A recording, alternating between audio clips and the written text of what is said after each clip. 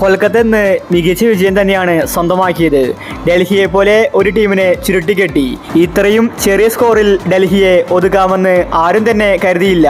പിന്നീട് സെക്കൻഡ് ബാറ്റിങ്ങിൽ 16 ഓവറിൽ കളി ജയിച്ചു.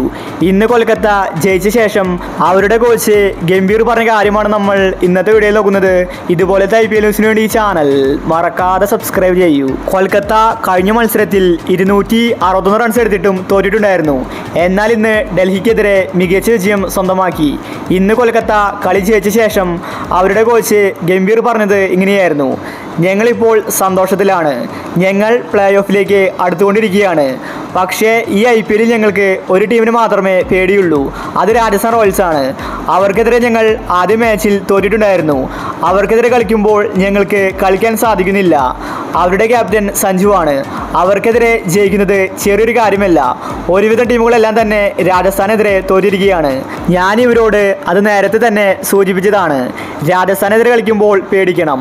കാര്യങ്ങൾ വ്യക്തമായി പഠിച്ചു വേണം രാജസ്ഥാനെതിരെ കളിക്കാൻ. ഇന്നത്തെ ഡൽഹി ടീം പോലെയല്ല രാജസ്ഥാൻ. ഡൽഹി ടീം ഞങ്ങൾക്ക് ഒരു എതിരാളിയായിരുന്നില്ല. വളരെ ഈസി ആയിട്ടാണ് ഞങ്ങൾ കളി ജയിച്ചത്. അടുത്ത മത്സരത്തിൽ ഞങ്ങൾ ഇതേ കളി ആവർത്തിക്കുമെന്ന് ഗംഭീർ വ്യക്തമാക്കി. ഒരുവിധം എല്ലാ ടീമുകളും ഇപ്പോൾ പേടിക്കുന്നത് രാജസ്ഥാനെയാണ്. കാരണം രാജസ്ഥാൻ എല്ലാ ടീമിനെയും തോൽപ്പിക്കുകയാണ്. രാജസ്ഥാൻ ടീമിന് എതിരാളികളില്ല. ഈ IPL സഞ്ജു രണ്ടും കൽപ്പിച്ചാണ് വന്നിരിക്കുന്നത്. സഞ്ജു രാജസ്ഥാൻ ടീമിന് കപ്പ് നേടിക്കൊടുക്കും. പക്ഷേ കൊൽക്കത്ത ടീം സ്ട്രോങ് ആണ്. എങ്കിലും രാജസ്ഥാൻ ടീം ആദ്യ കളി കൊൽക്കത്തയെ തോൽപ്പിച്ചിട്ടുണ്ടായിരുന്നു. പക്ഷേ ഗംഭീർ ഇപ്പോൾ രാജസ്ഥാൻ ടീമിനെ വെല്ലുവിളിച്ചിരിക്കുകയാണ്. അവരെ രാജസ്ഥാൻ ടീമിനെ തോൽപ്പിക്കുമെന്നാണ് പറയുന്നത്. പക്ഷേ സഞ്ജുവിന് ഇതൊന്നും പുത്തരിയല്ല. സഞ്ജു മികച്ച ക്യാപ്റ്റൻസിയാണ് കാഴ്ചവെക്കുന്നത്. സഞ്ജുവിൻ്റെ തന്ത്രങ്ങൾക്ക് മുന്നിൽ ഏത് ടീമായാലും തോറ്റുപോകും. ഇപ്രാവശ്യം രാജസ്ഥാൻ കപ്പ് നേടട്ടെ. അപ്പോൾ ഇതുപോലത്തെ IPL ന്യൂസിന് വേണ്ടി ഈ ചാനൽ മറക്കാതെ സബ്സ്ക്രൈബ് ചെയ്യൂ.